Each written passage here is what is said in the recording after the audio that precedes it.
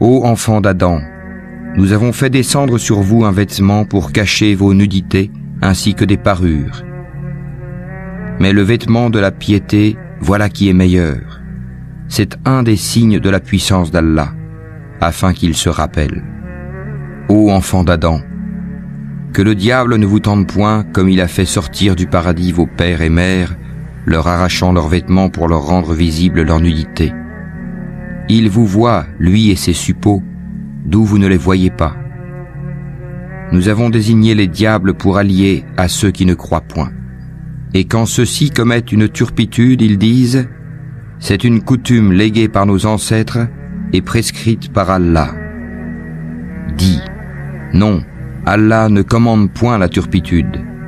Direz-vous contre Allah ce que vous ne savez pas ? Dis « Mon Seigneur a commandé l'équité, que votre prosternation soit exclusivement pour lui, et invoquez-le, sincère dans votre culte, de même qu'il vous a créé, vous retournerez à lui. Il guide une partie tandis qu'une autre partie a mérité l'égarement parce qu'ils ont pris au lieu d'Allah les diables pour alliés, et ils pensent qu'ils sont bien guidés. Ô enfants d'Adam, dans chaque lieu de salat, portez votre parure, vos habits, et mangez et buvez, et ne commettez pas d'excès, car Allah n'aime pas ceux qui commettent des excès. Dis, qui a interdit la parure d'Allah qu'il a produite pour ses serviteurs ainsi que les bonnes nourritures?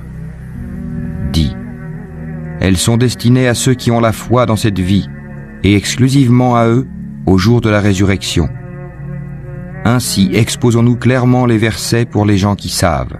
Dis, mon Seigneur n'a interdit que les turpitudes, les grands péchés, tant apparentes que secrètes, de même que le péché, l'agression sans droit, et d'associer à Allah ce dont il n'a fait descendre aucune preuve, et de dire sur Allah ce que vous ne savez pas.